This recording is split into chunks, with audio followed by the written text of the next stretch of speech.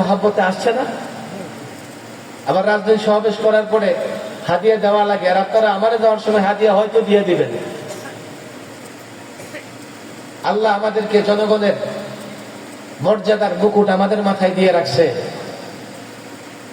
যুবকেরা আমাদেরকে রাজনীতিবিদ মনে করো না যে সাগত সাহেব রাজনীতিবিদ, স্লোগান সাগত সাহেবের বিরুদ্ধে দিয়ে দিলাম। নো, আমরা যে রাজনীতির কথা বলি সেটা প্রচলিত রাজনীতি না। আমাদের রাজনীতি হচ্ছে সবার কল্যাণের রাজনীতি।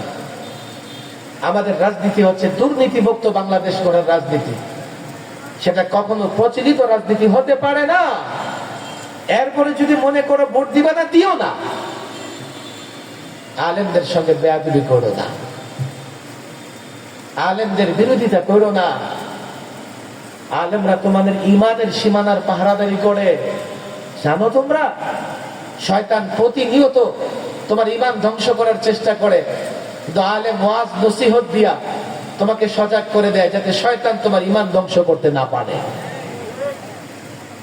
আমি যুবকদের বলি, 10 গুণার যুবকদের বলি, যেহেতু আজকে আমি লম্বা আলোচনা করব না, 2-2.5 ঘন্টা আলোচনা করার একটা ইচ্ছা ছিল, আমি বলি দেখো, নিজের ইমানটাকে হেফাজত করো। যার অনুসরণ করবে আগে দেখবা তার ভেতরে ইমান সংক্রান্ত জ্ঞান আসে না নাই, হেদায়েতের পথে আসে না নাই। এটা না দেখে কারো অনুসরণ কইরো না, কইরো না, কইরো না। অন্ধভাবে দলের অনুসরণ কইরো না, অন্ধভাবে নেতার অনুসরণ কইরো না। তোমার দুনিয়া আখিরাত বরবাদ হয়ে যাবে। তুমি বুঝবা না কোন সময় ইমান চিন্তায় হয়ে যায়।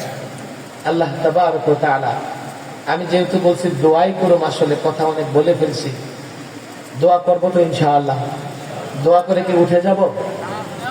আমার পরে আলোচক আছে না? দোয়া করব।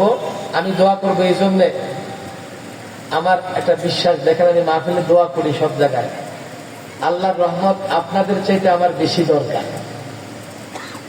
আমারও হেদায়েতের উপরে, এলেমের উপরে থাকা দরকার। আপনারা এখানে দোয়া করবেন। যদি কারো হাত দুটার উসিলায় একেবারে ভিক্ষুকের মতো হাত দুটা আল্লাহর কাছে উঠাইয়ে দিবেন। আর আল্লাহ কি করে জানেন? বান্দা যখন ভিক্ষুকের মতো হাত আমার দরবারে উঠাইয়া দেয়, আহা, তোমার লজ্জাবোধ হয় খালি ফিরিয়ে দিতে। আমি আল্লাহ বান্দার হাতে কোনো না কোনো কল্যাণ দেই। আমার আল্লাহর দয়ার প্রয়োজন, রহমতের প্রয়োজন।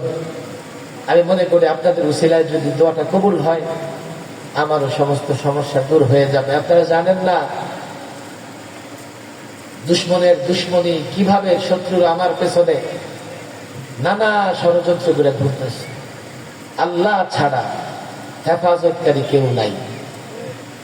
কয়েকবার দুরূদ শরীফ পড়েন।